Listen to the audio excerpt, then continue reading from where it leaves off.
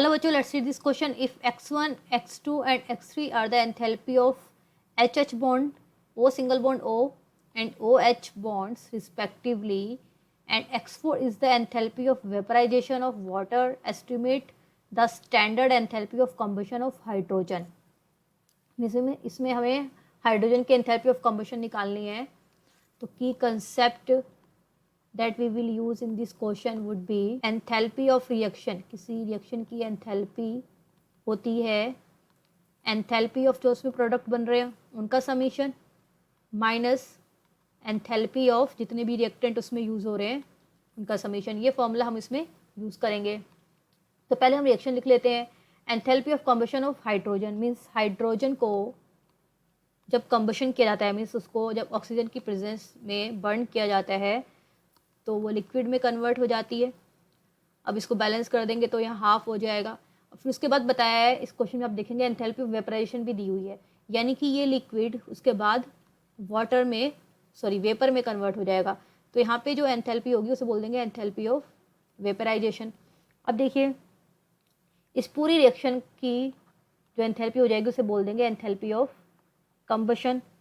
ये किसकी है? हाइड्रोजन की. विल इज इक्वल्स टू मैंने की कंसेप्ट में क्या लिखा है? Enthalpy of product. प्रोडक्ट कौन सा बन रहा है इसमें लिक्विड वाटर और वेपर वाटर. तो एंथैल्पी ऑफ, अब देखिए लिक्विड वाटर में कितने बॉन्ड होते हैं. अगर मैं यहाँ पे लिख दूँ वाटर तो ये होता है H यानी 2 OH बॉन्ड है.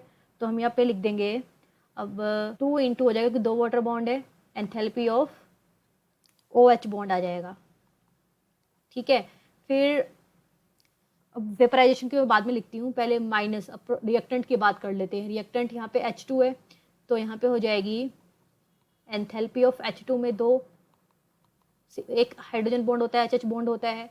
फिर माइनस ये भी रिएक्टेंट है ऑक्सीजन तो इसकी हो जाए क्योंकि हाफ है तो हाफ हो जाएगा यहाँ पे.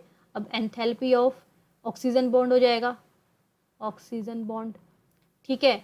फिर अब ये H2O वेपर ये वाटर ये प्रोडक्ट फॉर्म में बना है तो प्रोडक्ट प्लस में आएगा. Then plus enthalpy of vaporisation. अब वैल्यू पुटअप कर देंगे. 2 इंटू एंथैल्पी ऑफ OH कितनी दी हुई है? OH की दी हुई है यहाँ पे x3 माइनस HH कितनी दी हुई है? x1 minus half. OO की कितनी दी हुई है? x2 और enthalpy of vaporisation x4. So this is the enthalpy of combustion. अब कम्बशन में क्या होता है भाई? एनर्जी रिलीज होती है. तो ये सारी वैल्यूज को हम माइनस में लिख देंगे. So minus of this value, क्योंकि मैंने बताया कम्बशन में एनर्जी रिलीज होती है, रिलीज का मतलब माइनस. तो इसको हम रीअरेंज और माइनस से मल्टीप्लाई करके लिखेंगे. आ जाएगा पॉजिटिव में x1, पॉजिटिव में half x2, then minus 2x3, then minus x4. So this is the value of enthalpy of combustion of H2.